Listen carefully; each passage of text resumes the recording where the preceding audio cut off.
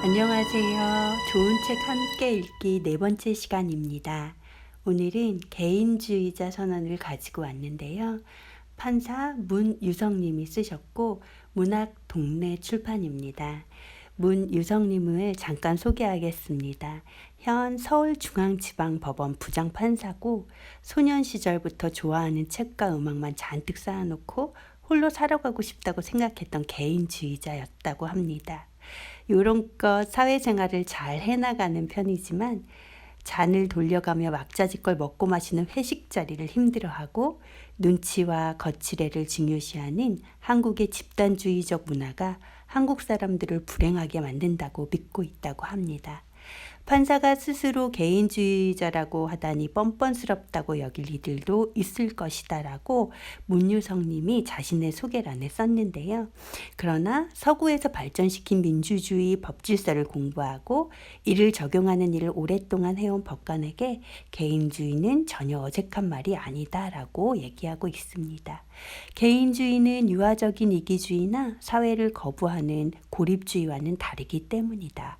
사회에는 공정한 룰이 필요하고 그로 인해 개인의 자유가 일정 부분 제약될 수 있으며 더 나아가 개인의 힘만으로는 해결할 수 없는 문제를 위해 다른 입장을 가진 타인들과 타협하고 연대해야만 한다고 믿는다. 집단 내 무한 경쟁과 서열 싸움 속에서 개인의 행복은 존중되지 않는 불행한 사회에서 벗어나는 방법이 이민만은 않을 것이라고 믿으며 감히 합리적 개인주의자들의 사회를 꿈꾼다. 이렇게 얘기를 하고 있습니다. 합리적 개인주의자들의 사회. 듣기만 해도 좋은 사회인 것 같습니다. 지은 책으로는 미스 함무라비, 판사 유감 등이 있습니다. 먼저 프롤로그 인간 혐오 부분의 내용입니다. 난 가끔 대나무 숲에라도 가서 마음속 구석에 쌓인 외침을 토해내고 싶을 때가 있다. 이놈의 한국 사회에서 살아가려면 견뎌야 하는 것들이 지긋지긋하게 싫다고 말이다. 눈치와 체면과 모양새와 뒷담화와 공격적 열등감과 멸사봉공과 윗분 모시기와 위계질서와 관행과 관료주의와 패거리 정서와 조폭식 의리와 장유유서와 일사불란함과 지역주의와 상명하복과 강요된 겸손 제스처와 모난돌 정막기와 다구리와 폭탄주와 용비어천가와 촌스러움과 기타 등등 기타 등등 기타 등등. 첫머리에 이런 구질구질한 응석 같은 이야기를 늘어놓고 있는 것은 결국 이런 모든 나의 편향이 내 글에 배어 있을 것이기 때문이다. 아무리 객관적인 척 논리를 펴도 결국 인간이란 자신의 선호, 자기가 살아온 방법에서 벗어나기 힘들다. 내가 옳다고 생각하는 것들은 내 생각일 뿐 다른 별에서 온 사람들에게 강요할 수 있는 것이 못 된다. 그저 저 별에서 저런 과정을 거쳐 자란 인간들은 저렇게 생각하는구나 하는 것을 서로 알게 될 뿐이다.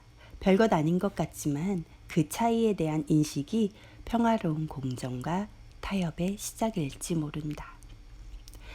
다름은 물론 불편하다. 하지만 그 불편함을 가능한 한 참아주는 것. 그것이 톨레랑스다.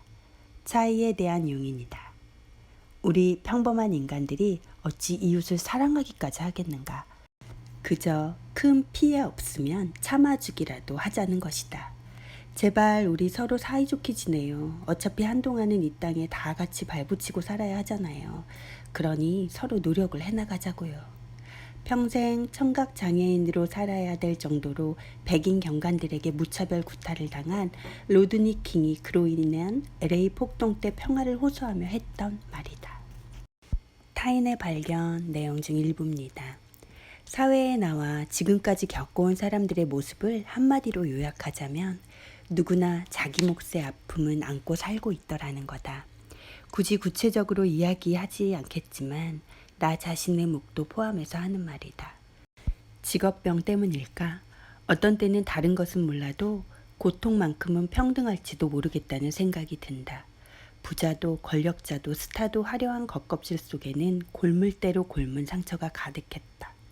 건강 때문에, 가족 때문에, 자식 때문에, 때로는 자기 자신 때문에 남모를 고통에 시달리는 경우가 허다했다. 하물며 돈도 권력도 없는 평범한 사람들은 어떻겠는가.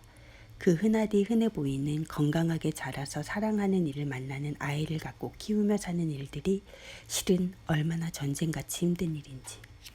지금 힘들어하는 모든 이들에게 드리고 싶은 한상궁 마마님의 말씀이 있다. 장금아, 사람들이 너를 오해하는 게 있다. 네 능력은 뛰어난 것에 있는 게 아니다. 쉬지 않고 가는 데 있어. 모두가 그만둔 때 눈을 동그랗게 뜨고 다시 시작하는 것. 너는 얼음 속에 던져져 있어도 꽃을 피우는 꽃이야. 그러니 얼마나 힘이 들겠어. 내 능력은 뛰어난 것에 있는 게 아니다. 쉬지 않고 가는 데 있어 라고 격려해 주면서도 끝에는 그러니 얼마나 힘이 들겠어 라며 알아주는 마음. 우리 서로에게 이것이 필요한 시대가 아닐까. 프롤로그 글은 이렇게 맺고 있습니다. 이 책은 굉장히 훌륭한 내용들이 많은데 일부 망국의 개인주의자여 싫은 건 싫다고 말하라에서는 나라는 레고 조각과 링에 올라야 할 선수는 바로 당신 개인이다. 지옥으로 가는 길은 선의로 포장되어 있다를 함께 읽겠고 2부 타인의 발견은 아무리 사실이라 믿어도 함부로 말해선 안 된다 편을 함께 읽겠습니다. 3부 세상의 불편한 진실과 마주하기는 좋은 내용들이 전부 다인데 조폭의 의리와 시민의 윤리 그리고 강한 책임을 기꺼이 질 수 있는 가치관을 함께 읽겠습니다. 지금부터 시작하겠습니다. 나라는 레고 조각. 나는 그저 이런 생각으로 산다. 가능한 한 남에게 패나 끼치지 말자. 그런 한도 내에서 한 번 사는 인생 하고 싶은 것 하며 최대한 자유롭고 행복하게 살자. 인생을 즐기되 이왕이면 내가 할 수 있는 범위 내에서 남에게도 좀 잘해주자. 큰 희생까지는 못하겠고 여력이 있다면 말이다. 굳이 남에게 못되게 굴 필요 있나. 고정되고 획일적인 것보다 변화와 다양성이 좋고 개인의 선택과 자유를 선호하며 남에게 피해를 주지 않는 한도 내에서 살아있는 동안 최대한 다양하고 소소한 즐거움을 느껴보다가 아무것도 남기지 않은 채 조용히 가고 싶은 것이 최대의 야심이다. 인간이라는 게 다 거기서 거기니 과잉 기대도 말고 과장된 절망도 치우고 서로 그나마 예쁜 구석 찾아가며 참고 살자 싶다. 큰 기대 않고 보면 예쁜 구석도 꽤 있다. 이건 결국 자기 변명이다. 그래야 남들이 나도 참아줄 테니. 어차피 사람들을 피해 혼자 살 것도 아니면서 인간의 본질적 한계, 이기심, 위선, 추악함 운운하며 바뀌지도 않을 것들에 대해 하나마나한 소리 하지 말고 사회적 동물로 태어난 존재답게 최소한의 공존의 지혜를 찾아가자. 그게 각자의 행복 극대화에도 최선의 전략일 것이다. 인간은 쉽게 바뀌지 않는다. 쓰고 보니 난 여전히 소년 시절과 다를 바 없이 정 많은 휴머니스트보다는 도구적으로 최소한의 도덕을 찾는 현실주의자다. 그게 한심스럽기도 하지만 그래도 훌륭한 소수보다 찌질한 다수가 많은 것이 현실이기에 그 다수의 하나로 간증하는 거다. 가끔 이런 원래의 성향을 잊고 오버할 때가 있다. 내가 마치 대단한 존재라도 된 양 착각에 빠지기도 하고 세상의 진리를 깨달은 양 개똥철학을 늘어놓기도 한다. 남들에게 사랑받고 싶은 욕심에 자신을 분치라고 포장하기도 한다. 다행히 내게는 오뚜기처럼 제자리로 돌아와 나 자신을 대면하게 만드는 습성이 하나 있다. 개구리, 박쥐, 곰도 아닌 주제에 겨울마다 활동성이 극히 떨어지고 혼자만의 공간에 틀어박혀 꼼짝도 하기 싫은 증세가 나타나곤 한다. 친구가 보자고 연락해도 이 핑계 저 핑계 대며 안 나가게 된다. 거창한 이유를 생각할 필요는 없다. 일조량 변화에 예민하게 반응하는 체질인 거다. 겨울마다 난 유물론자가 된다. 태양이라는 외부 에너지 변화에 따라 인간의 의식이 어떻게 반응하는지를 몸으로 느끼니까. 좋은 점도 있다. 해가 바뀔 무렵마다 누군가가 리셋 버튼을 눌러주는 것만 같다. 봄에서 가을까지 의욕과잉, 욕심, 탐닉, 집착, 조바심 등이 나도 모르게 조금씩 쌓이다가 겨울의 어느 순간 도대체 왜 그랬었지? 하는 느낌에 그 모든 걸 잊고 만다. 인간관계도 너무 넓혔다는 두려움이 몰려와 덜컥 움츠러들곤 한다. 누군가를 서운하게 만들기도 한다. 막 공장 출고된 상태로 돌아가는 거다. 세상과 전면적인 관계를 맺고 싶지는 않다가 내 초기 상태다. 사춘기 소년이 아니니까 세상과 일체의 관계를 맺고 싶지 않다는 아니다. 그건 불가능한 망상이다. 다만 내가 통제할 수 있는 범위 내에서만 관계를 맺고 살아가고 싶다. 내 공간을 침해받고 싶지 않은 것이 내 본능이고 솔직한 욕망이다. 누구는 세상으로부터 전면적인 인정, 사랑, 존경을 받고 싶어 하고 누구는 세상에 전면적으로 헌신하고 싶어 하지만 누군가는 광장 속에서는 살기 힘든 체질이기도 하다. 그걸 죽어도 이해 못하는 사람들이 있다. 그냥 레고에는 여러 모양의 조각들이 있는 거다. 겨울의 리셋 상태가 안 좋은 점은 자꾸 의미를 따지게 된다는 것이다. 사실 의미를 따져 묻기 시작하면 할 수 있는 게 거의 없다. 세상은 완고하고 인간은 제각기 어리석다. 의미를 따지지 말고 자기 만족이든 뭐든 마음이 가는 대로 자유롭게 움직여야 하는데 나이를 먹으며 조금 나아지는 것이 있다면 관성의 법칙으로 멈춰 있을 때 조바심 내지 않고 몸을 맡겨두는 여유가 생겼다는 거다. 몸도 머리도 비워서 가볍게 놔두면 또 움직일 동력도 생기기 마련이다. 개인주의자로 살다 보면 필연적으로 무수한 그럼에도 불구하고를 고민하게 된다. 그럼에도 불구하고 왜 나와 다른 타인을 존중해야 하는가? 아니, 최소한 그들을 참아주기라도 해야 하는가? 그럼에도 불구하고 왜 가끔은 내가 양보해야 하는가? 그럼에도 불구하고 왜 내 자유를 때로는 자제해야 하는가? 그럼에도 불구하고 왜 타인들과 타협해야 하는가? 그럼에도 불구하고 왜 그들과 연대해야 하는가? 결국 내가 행복하기 위해서다. 그것이 목적이고 나머지는 방편이다. 개체로서는 털없는 원숭이에 불과한 호모사피엔스는 무리를 이루어 먹이를 사냥하고 겨울을 견뎌내며 진화의 고리의 정점에 섰다.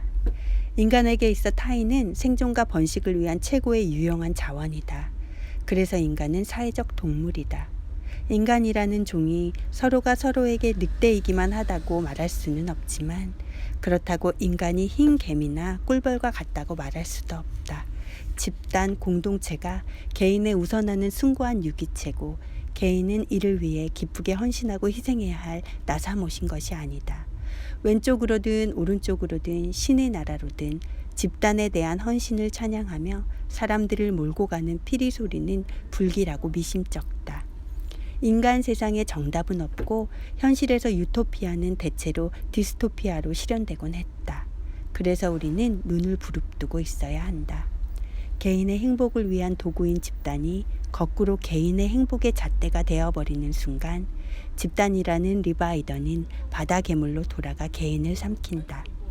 집단 내에서의 서열, 타인과의 비교가 행복의 기준인 사회에서는 개인은 분수를 지킬 줄 아는 노예가 되어야 비로소 행복할 수 있고 그렇지 않으면 영원히 사다리 위로 한 칸이라도 더 올라가려고 아둥바둥 매달려 있다가 때가 되면 무덤으로 떨어질 뿐이다.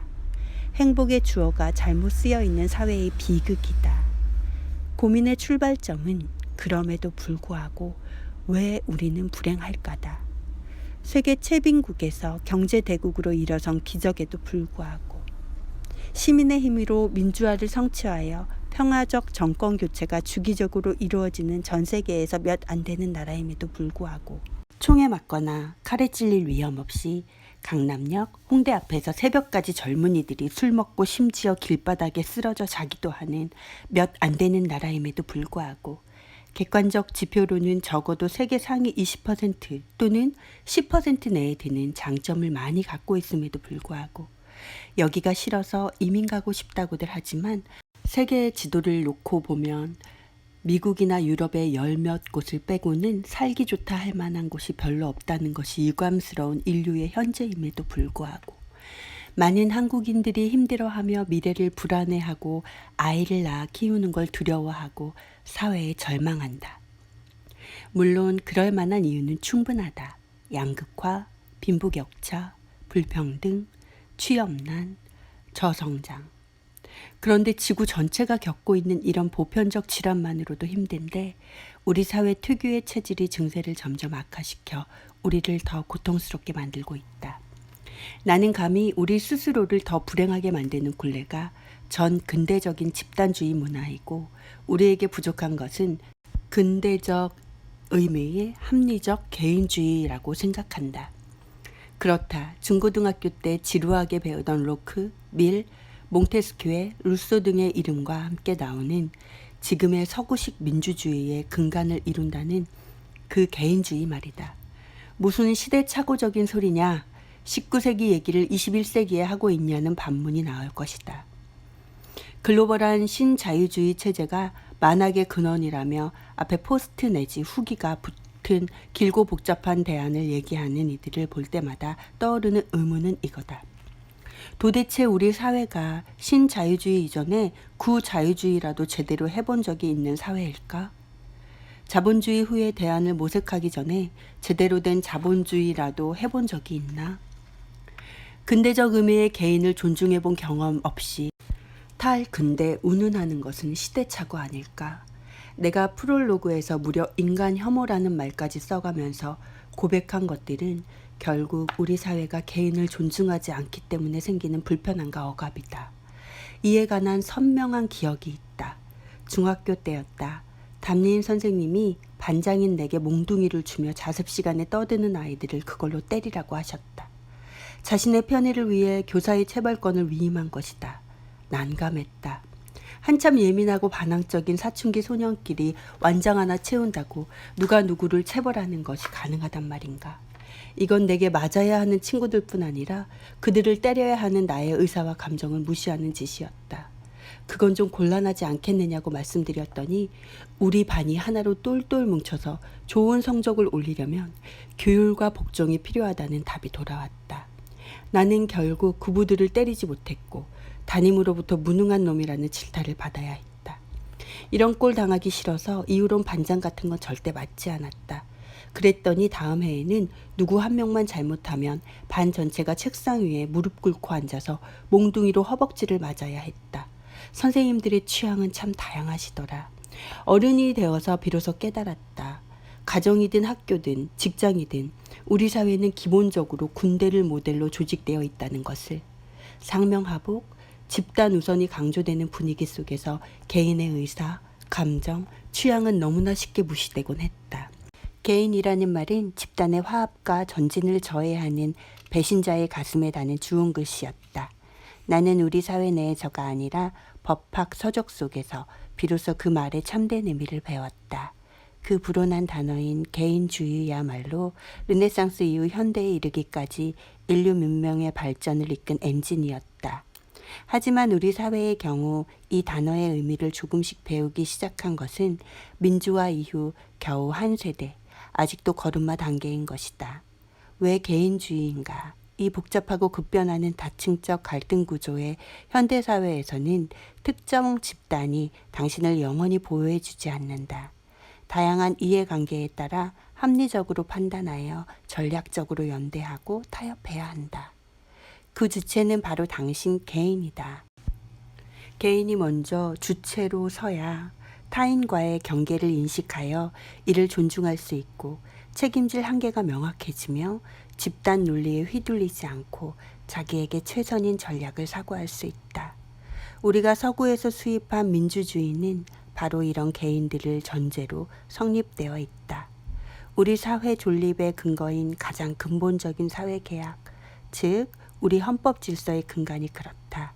이건 모두 유치원 때부터 배워온 지루할 정도로 상식적인 이야기인 동시에 슬픈 만큼 이 사회에 내면화되어 있지 못한 이야기다. 뭔가 오랜 역사를 가진 명품을 수입하기는 했는데 장식용에 그치고 있다. 다들 뻔히 아는 것인데도 누구도 새삼 이야기하려 하지 않는다. 우리 사회가 극심한 이념 대립으로 갈등을 겪고 있다고들 하지만 알고 보면 극소수를 제외하면 대부분의 사람들이 최소한 머리로는 반대하지 않는 공통 분모는 이미 있는 것이다. 서구에서 발전시킨 자유민주주의 법질서를 공부하고 평생 이를 적용하는 일을 하는 법관에게 개인주의라는 말은 전혀 어색한 말이 아니다. 판사가 스스로 개인주의자라고 뻔뻔스럽게 선언하다니 말세라고 할 이들이 있을 것이다. 여기서 말하는 개인주의란 유아적인 이기주의나 사회를 거부하는 고립주의가 아니다. 개인주의는 근대 계몽주의, 합리주의와 함께 발전하며 서구 사회의 근간을 형성했다. 합리적 개인주의자는 인간은 필연적으로 사회를 이루어 살 수밖에 없고 그것이 개인의 행복 추구의 필수적임을 이해한다. 그렇기에 사회에는 공정한 규칙이 필요하고 자신의 자유가 일정 부분 제약될 수 있음을 수긍하고 더 나아가 다른 입장의 사람들과 타협할 줄 알며 개인의 힘만으로는 바꿀 수 없는 문제를 해결하기 위해 타인들과 연대한다. 개인주의, 합리주의, 사회의식이 균형을 이룬 사회가 바로 합리적 개인주의자들의 사회다.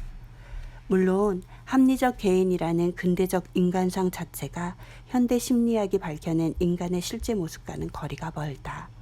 그러나 진화론, 뇌과학, 심리학이 밝혀낸 인간의 비합리성에 대한 불편한 진실을 냉철하게 직시하며 그런 비합리성까지 고려해 인간과 사회를 복합적으로 이해하고자 하는 합리적 태도는 오히려 더욱더 필요하다. 현대의 합리적 개인은 자신의 비합리성까지도 자각할 수 있어야 하는 것이다. 이런 합리적 태도가 뒷받침되지 않은 개인주의는 각자 도생의 이기주의로 전락하고 결국 자기 자신의 이익마저 저해야 할 뿐이다. 자기 이익을 지속적으로 지키기 위해서라도 양보하고 타협해야 함을 깨닫는 것이 합리성이다. 이와 동전의 양면처럼 양보하고 타협하지 않는 개인의 이익이 지속 가능하지 못하도록 반대 인센티브를 적절히 제공하는 것이 사회의 합리성이기도 하다. 새삼 이런 이야기를 꺼내는 이유는 사회 곳곳에서 일하는 다양한 한 명 한 명의 개인들이 완벽하지는 못하지만 끊임없이 자신의 언어로 함께 사는 사회에 대하여 이야기하고 토론하며 의견을 교환하는 것이 민주주의의 근간이라고 믿기 때문이다. 어차피 정답을 가진 이는 아무도 없다. 우리 사회는 아직도 어사방문수나 판관포청천처럼 누군가 강력한 직권 발동으로 사회 정의를 실현하고 악인을 엄벌하는 것을 바란다. 정의롭고 인간적이고 해안 있는 영웅적 정치인이 호련히 백마 타고 나타나서 악인들을 때려잡고 행복한 사회를 만들어주길 바란다. 아무리 기다려도 그런 일은 없을 거다. 링에 올라야 할 선수는 바로 당신 개인이다. 지옥으로 가는 길은 선으로 포장되어 있다. 앞에 글 개천의 용들은 멸종되는가는 모 매체의 기고한 칼럼에 살을 덧댄 것이다. 이 칼럼은 매체에 실리자마자 놀라울 만큼 반응이 컸다. 엄청나게 많은 이들이 댓글을 달고 여기저기 글을 퍼날랐다. 교육 관련 커뮤니티에서 격론이 벌어지기도 했고 글에 대한 격한 공감을 표시하기도 했다. 그런데 글 아래에 달린 댓글들을 읽으며 읽을수록 마음이 무거워졌다. 먼저 학력고사를 부활시켜야 한다는 반응들이 많았다. 하지만 80년대 입시제도에서 나타난 형평성은 먼저 강력한 사교육 금지가 전제되었기에 가능했던 것이다. 지금 같은 극심한 사교육 열풍 하에서는 전혀 다른 결과가 나올 것이다. 그럼 사교육 금지도 함께 실시하면 되지 않느냐? 사실 80년대에 국가보위비상대책위원회가 일방적으로 발표한 형사처벌까지 부과할 수 있는 사교육 금지는 정상적인 자유민주주의 국가에서 있을 수 없는 조치였다. 이런 방식의 조치는 이제 있을 수도 없고 있어서도 안 된다. 가능한 방법은 사회적 합의를 도출하여 국민투표를 통한 개헌 절차를 밟아 헌법 자체의 근거를 마련하는 것이다. 그렇게라도 했으면 좋겠다는 심정이고 개인적으로는 이런 국민투표가 실시되면 찬성표를 던지겠다. 하지만 냉정하게 생각해보면 결코 쉽지 않은 일이다. 자녀의 생존 경쟁을 위해 어떻게든 사교육을 시키고 싶은 부모들의 본능적인 욕구와 남들은 어떻게든 몰래 시키지 않을까 하는 불신이 사회적 합의를 가로막을 것이다. 그리고 100만 명이 넘는다는 사교육 종사자와 그보다 더 많은 그들의 가족 역시 국민이다. 헌법재판소가 2006년 안마사 자격을 시각장애인만으로 제한한 것은 위헌이라는 결정을 내리자 시각장애인 안마사들이 연이어 마포대교에서 투신하는 등 목숨을 건 시위에 나섰다. 국회는 위헌 결정 후 단 3달 만에 다시 시각장애인만 안마사 자격을 가질 수 있도록 의료법 개정안을 통과시켰다. 경우가 다르기는 하지만 사교육 금지를 위한 개헌도 단순히 찬성 여론만 많다고 일방적으로 밀어붙일 수 있는 것이 아니라 사교육 종사자들의 생존권 보장을 위한 타협이 수반되어야 가능할 것이다. 다음으로 댓글 수로는 소수지만 현행 입시 제도에 대해 보다 전문적인 경험과 지식을 갖고 있는 이들의 반응은 전혀 달랐다는 점을 이야기하고 싶다. 80년대와 지금의 사회적 상황이 모든 면에서 전혀 다르다는 것이다. 지금은 사교육 수준도 더 이상 높아질 수 없을 만큼 높아져 제도를 어떻게 바꿔도 최적화된 솔루션을 제공할 수 있는 수준에 이르렀고, 강남 지역 고교생들 및 특목고 학생들과 일반 학생들 사이의 학력 격차가 너무 벌어져서 단일 지필고사 체제를 도입하면 오히려 명문대 정원 대부분을 특목고와 강남 지역 학생들이 독점하게 된다는 것이다. 지금 그나마 지방 일반고 학생들이 몇 명씩이라도 명문대에 진학할 수 있는 것은 학력고사와 비슷한 정시, 즉 수능 때문이 아니라 수시인 지역 균형 전형, 기회 균등 전형 때문이라는 얘기다. 대충은 알고 있었지만 일반고 진학지도 담당 교사 등 지금 현장에 있는 분들의 생생한 견해들을 접하니 더욱 충격적이었다. 이러한 심각한 학력 격차가 나타나게 된 것이 단지 사교육만의 문제일까? 80년대 이후 더욱 가속화된 경제성장은 빈부격차, 도농격차를 심화시켰다. 지방에서 공부 잘해서 성공한 이른바 개천용들도 교육 여건이 좋은 강남으로 이주했다. 부모가 모두 고학력인 중산층 이상의 교육열 높은 계층이 밀집하여 경쟁하는 교육 특구가 형성된 것이다. 출발 전부터 유리한 요소를 갖고 태어날 가능성이 높은 아이들이 엄청난 교육열과 사교육의 지원까지 받고 있다. 이미 우리 사회의 교육 격차는 형식적인 기회균등만으로 해소하기 어려운 수준에 이른 것인지도 모른다. 그렇다면 어쩔 수 없는 일이라며 그 격차를 받아들여야 할까? 인간은 사회적 동물이다. 계층 이동의 사다리가 끊어지고 빈곤이 대물림되는 사회는 역사가 증명하듯 근본적 기반이 흔들린다. 모든 곳에 희망이 있어야 사회가 유지된다. 이를 위해서는 형식적 평등을 넘어 실질적 평등을 위한 노력이 필요하다. 미국이 대학 입시에서 소수인종을 우대하는 적극적 평등 실현 조치를 실시하듯 지역균형 전형, 기회균등 전형과 같은 조치의 중요성은 우리 사회에서도 점점 더 커질 것 같다. 현재까지 가장 보편적으로 받아들여지는 정의에 관한 원칙인 존 롤스의 정의로는 사회의 최소 수혜자를 배려하기 위한 불평등은 정의에 부합한다고 하여 실질적 평등을 강조하고 있다. 이는 우리 헌법이 지향하는 가치이기도 하다. 급변하는 현실을 정확히 파악하지 못하면 자칫 좋은 의도로 최악의 결과만 낳을 수 있다. 지금 입시 제도가 이렇게 복잡해진 것도 알고 보면 그런 결과가 층층이 쌓여서인지 모르겠다. 지옥으로 가는 길은 선으로 포장되어 있다는 말을 다시 한번 되새기며 등줄기가 서늘해지는 것을 느꼈다. 물론 나는 교육 전문가도 무엇도 아닌 그저 시민의 한 사람이자 학부형의 한 사람으로서 느끼는 안타까움과 의문을 적은 것이다. 하지만 그것이 일기장이 아니라 많은 이들이 읽는 매체에 실리는 이상 책임이 따른다. 다시 한번 글의 무게에 대해 뼈저리게 느꼈다. 내 글에 대한 반응 중 가장 아픈 지적은 자신을 개천에서 난 용이라고 생각하는 오만에 빠져 있는 것 아니냐. 이른바 개천 용들이 사회를 위해 기여한 것이 뭐냐. 격차만 더 심하게 만들고 사다리를 걷어차고 있는 것 아니냐. 교육은 신분 상승의 수단이 아니다. 개천과 강의 구분도 용과 미꾸라지의 구분도 없는 것이 가장 이상적인 사회가 아니냐 등의 반응이었다. 부끄러웠다. 감히 내가 무슨 용이라는 가당치도 않은 생각을 한 적은 없다. 내가 칼럼을 쓸 때 가장 울컥하며 써내려갔던 것은 요약하면 결국 서민 가정 출신의 공부 잘하는 아이들이 부잣집 애들에게 정당한 기회를 빼앗기는 건 부당하다는 부분이었다. 인간은 자기 경험의 한계에 갇혀 있다는 것을 다시 한번 깨달았다. 결국 나 또한 과거의 나 자신과 비슷한 아이들이 기회를 빼앗기는 것에 가장 분노하는 것이다.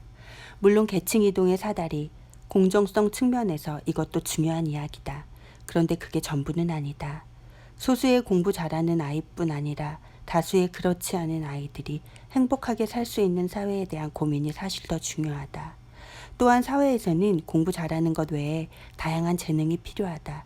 대학 입시를 봉건 시대의 과거 제도처럼 생각하는 것도 문제가 있는 것이다.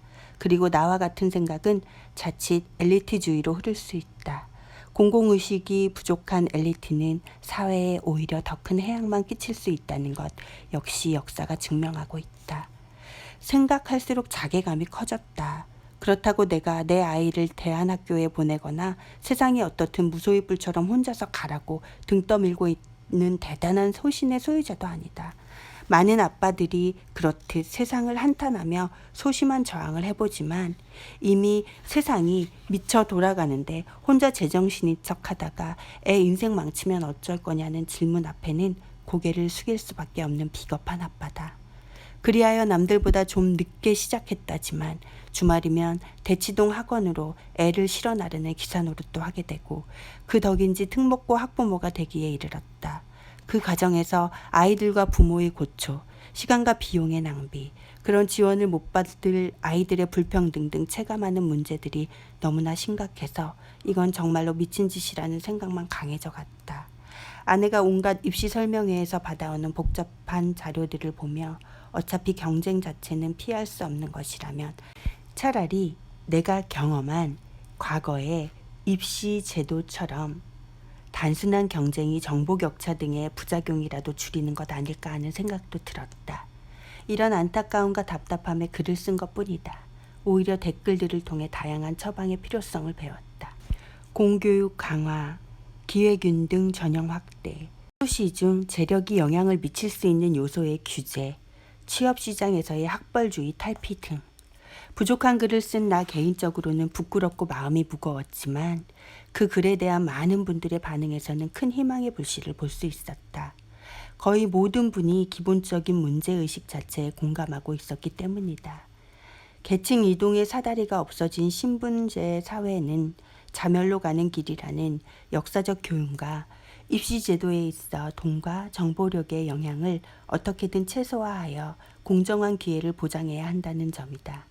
이것은 보수, 진보의 문제도 아닐 뿐더러 심지어 거주지에 따른 이견도 별로 없었다. 오히려 미친 듯한 입시 경쟁을 가장 극적으로 체감하고 있는 강남 지역 학부모들이 가장 열광적으로 공감을 표시했다. 어쩔 수 없이 그 광풍에 동참하고 있으면서도 이대로는 안 되겠다는 문제의식은 다들 어느 정도 느끼고 있는 것이다. 복잡한 현실적 조건들에 대한 분석과 대안 마련은 전문가들의 몫일 수밖에 없고 결국 사회 자체가 바뀌기 전에는 부분적인 개선 외에 근본적인 해결책은 없을지도 모른다. 하지만 사회 구성원들이 기본적인 문제의식을 공유하면서 끊임없이 서로 대화한다면 더디더라도 옳은 방향을 향해 갈 것이라고 믿는다. 2부 타인의 발견. 아무리 사실이라 믿어도 함부로 말해선 안 된다. 서울대 게시판의 신림동 비하 논쟁 기사를 읽었다. 서울대생들의 인터넷 게시판에 신림역 근처엔 왜 이렇게 질 떨어지는 사람이 많나. 패션과 외모, 머리 모양 등이 전반적으로 저렴해 보인다는 글이 올라왔다. 이에 누군가는 이 글을 보며 상처받을 수 있다는 생각을 왜 못하나.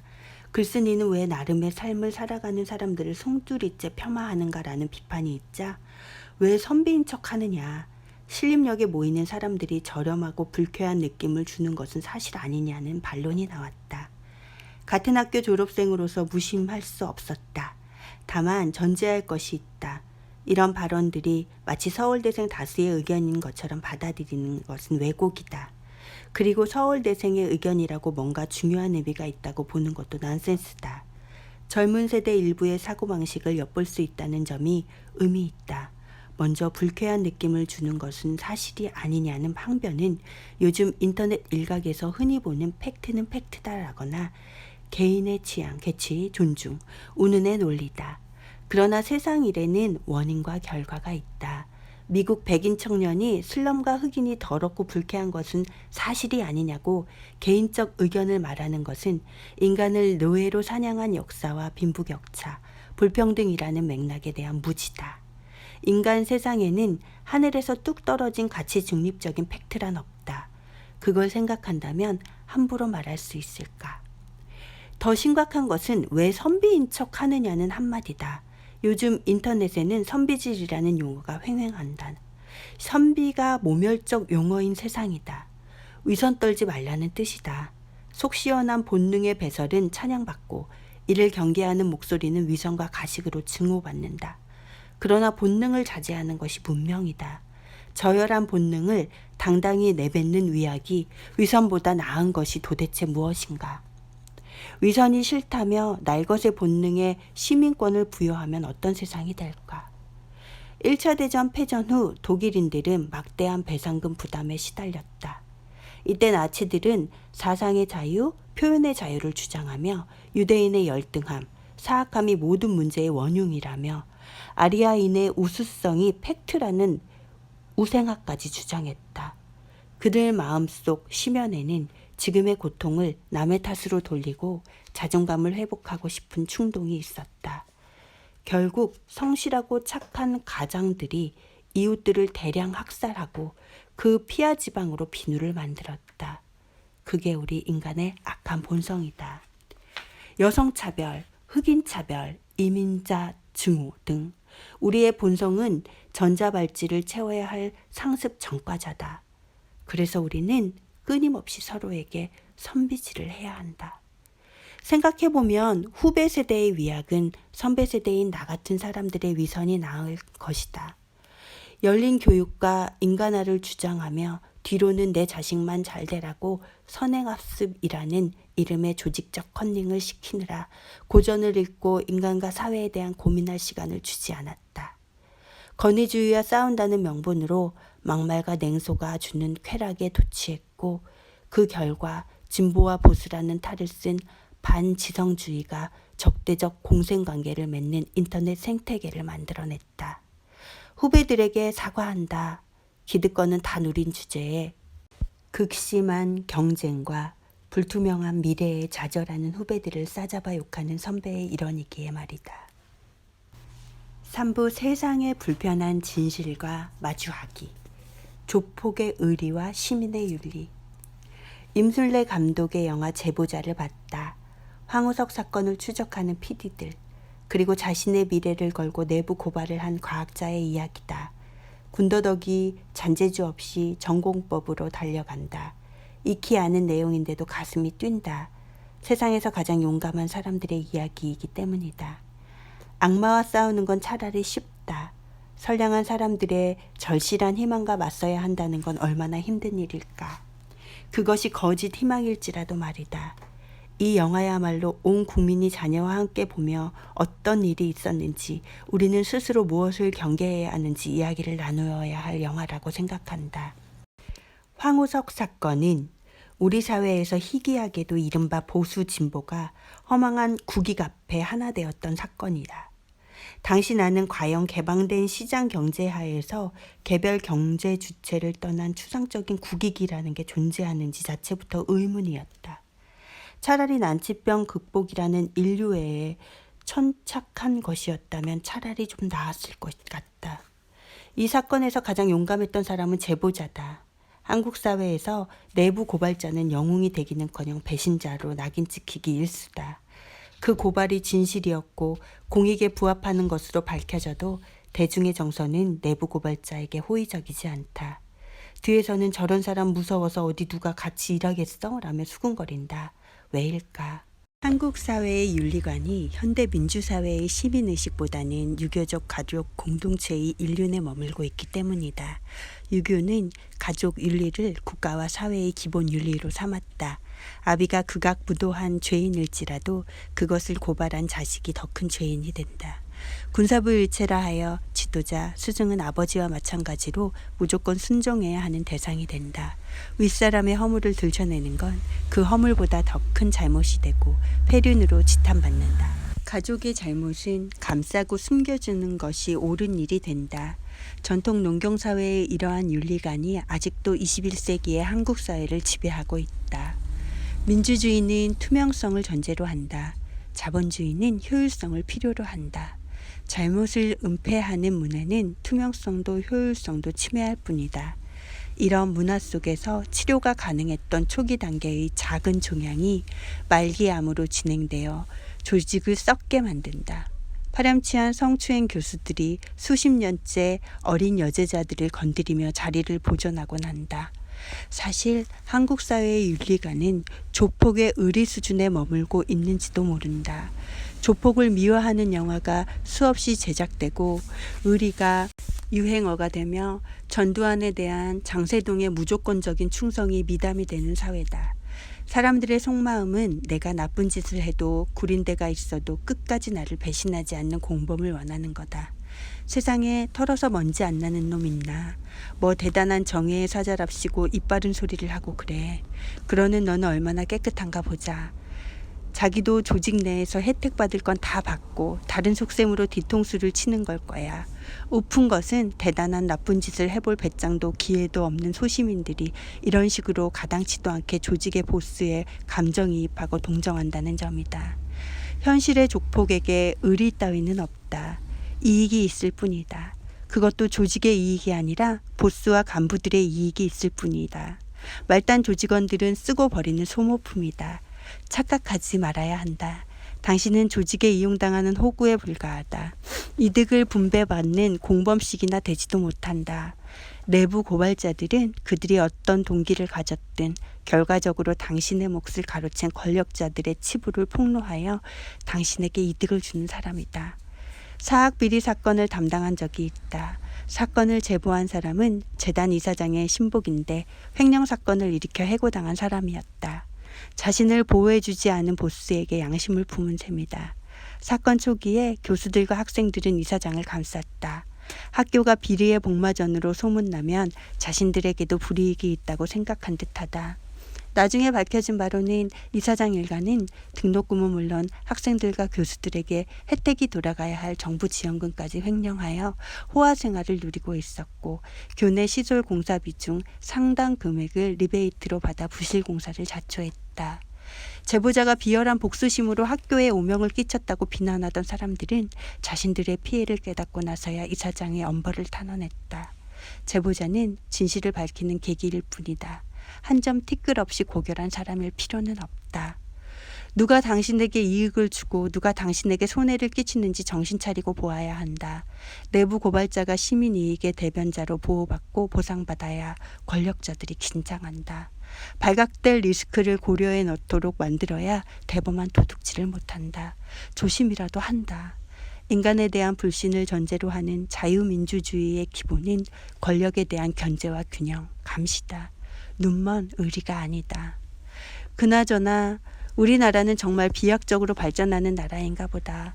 황우석 사건 보도 같은 대단한 일을 해낸 PD조차 방송 제작 대신 스케이트장 운영 업무에 종사하게 되었다니 말이다. 탁월한 PD가 남아돌거나 또는 시민들의 생활체육을 극도로 중시하는 것이리라. 강한 책임을 기꺼이 질 수 있는 가치관. 미국에는 유독 슈퍼히어로 영화가 많다. 우연한 계기로 큰 힘을 갖게 된 주인공이 주변의 질시와 오해 때문에 고통받으면서도 자신이 아니면 막을 수 없는 위기를 맞아 외면하지 않고 자신의 힘으로 막아내려 하는 이야기들이다. 실패했을 경우 엄청난 책임을 뒤집었을 것이 뻔한 상황에서도 말이다. 이런 주제를 잘 요약한 것이 영화 스파이더맨에 나오는 강한 힘에는 강한 책임이 따른다는 대사다. 비단 영화만이 아니다. 미국 사회에는 지위가 높든 낮든 자신이 맡은 책임을 다하기 위해 헌신하는 사람을 영웅으로 존중해주는 문화가 정착되어 있다. 아이돌이 아니라 소방관이 아이들로부터 환호를 받는다. 꼭 직책에 따른 책임만이 아니다. 위기 상황 하에서 평범한 시민들도 자신이 해야 할 역할이 있다고 판단되면 슈퍼히어로처럼 과감히 떨쳐 일어난다. 평범한 승객이 총을 든 비행기 납치 테러범에게 덤벼드는 것은 유불리를 계산해서 할 수 있는 일이 아니다. 이는 한 사회에 내면화되어 있는 가치관의 문제일 것이다. 강한 책임을 기꺼이 질 수 있는 가치관은 어떻게 배양되는가? 보통은 사회 지도층, 어른들이 먼저 모범을 보여야 한다거나 윤리 교육을 강화해야 한다 등등의 답이 나올 듯하다. 내 의견은 작은 책임부터 부담 없이 맡을 수 있어야 한다다. 우리 사회는 타인의 시선에 극도로 예민한 집단주의 문화의 사회다. 나서는 걸 제약시하고 튀지 않아야 한다는 강박 속에 산다. 그럴 수밖에 없는 것이 누가 뭘 잘못했을 때의 칭찬보다 그가 뭐 한 가지 잘못했을 때 그러면 그렇지 하고 달려들어 돌팔매질하는 관계가 훨씬 뜨겁다. 당연히 리스크를 최소화하려면 책임을 맡지 말아야 한다. 인간은 누구나 실수하는 존재다. 어릴 때부터 잘하든 못하든 뭔가를 책임지고 하는 것 자체에 대해 아낌없이 칭찬하고 못한 부분은 감싸주고 격려하는 문화가 기꺼이 책임지는 어른을 만들어낸다. 게다가 무엇을 시도하고 실질적인 일을 만들어내는 사람보다 남의 잘잘못을 지적하고 평가하는 사람들이 훨씬 많다. 창작자보다 평론가가 많다거나 할까? 사실 비평할 논리야 얼마나 많은가. 미봉책에 불과하다. 본질적인 해결책이라고 볼 수 없다. 구조적인 문제인데 현상만 일부 건드리는 것이 무슨 의미가 있느냐. 나름 노력은 한 것 같지만 한계를 벗어나지 못했다. 노력이라도 해보려는 남을 냉소함으로써 그것도 하지 않는 비루한 자신을 위안한다. 어차피 세상은 바뀌지 않는데 다 쇼일 뿐이라며. 팔짱 낀 채 한계, 본질, 구조적인 문제 우는 거창한 얘기만 하며 아무 행동도 하지 않는 것이야말로 아무나 할 수 있는 거라고 생각한다. 진짜 용감한 자는 자기 한계 안에서 현상이라도 일부 바꾸기 위해 자그마한 시도라도 해보는 사람이다. 어떤 통속적인 미국 드라마를 보다가 아래 대사를 듣고 그 통찰력의 깊이에 놀란 일이 있다. 냉소적으로 구는 건 누구나 할 수 있어. 담대하게 낙관주의자가 되라고. 감히 가정하는 것조차 죄스럽고 조심스러워서 망설여지는 이야기지만 세월호 사고 초기에 선장이나 해경 현장 지휘자가 모든 승객에게 당장 구명조끼 입고 바다로 뛰어들라고 명령했다면 어땠을까? 분명히 많은 생명을 구할 수 있었겠지만 그 경우에도 일부의 희생자가 나올 가능성은 있다. 차가운 수온, 거친 해류, 여기저기 부딪히는 사고 등. 이 경우 우리 사회가 최선의 결단을 했다며 격려해 주었을 것이라고 확신할 수 있을까? 너무 성급한 조치였다. 구조선과 더 유기적으로 협조했어야 한다. 구명정을 차례로 내렸어야 한다 같은 비난이 난무하지는 않았을까? 우리 사회는 결과 책임론이 지배하는 사회다. 물론 이런 가정이 무의미할 정도로 현실에서 무책임의 극치를 보여준 자들을 변호할 생각은 추호도 없다.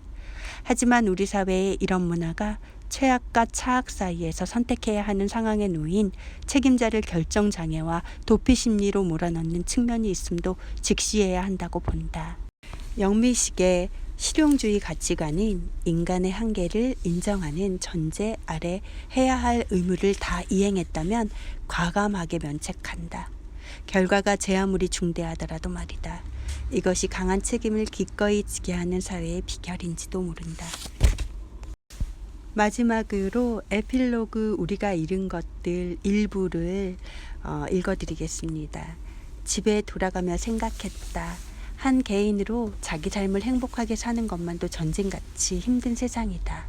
학교에서 살아남기 위해, 입시 경쟁에서 살아남기 위해, 취업 관문에서 살아남기 위해, 결혼 시장에서 살아남기 위해, 직장에서 살아남기 위해, 일하며 아이를 키우는 고통에서 살아남기 위해, 그 아이가 다시 이 험한 세상에서 살아남도록 지키기 위해. 그런 개인들이 서로를 보듬어주고 배려해주는 것은 얼마나 힘든 일인가. 또 그렇기에 얼마나 귀한 일인가. 우리 하나하나는 이 험한 세상에서 자기 아이를 지킬 수 있을 만큼 강하지 못하다. 우리는 서로의 아이를 지켜주어야 한다. 내 아이를 지키기 위해서 말이다. 문유석 판사의 개인주의자 선언 일부를 읽어드렸는데요. 꼭 정독을 하셨으면 좋겠습니다. 따뜻한 이 시선에 제 마음도 포개면서 이상 담비였습니다. 감사합니다.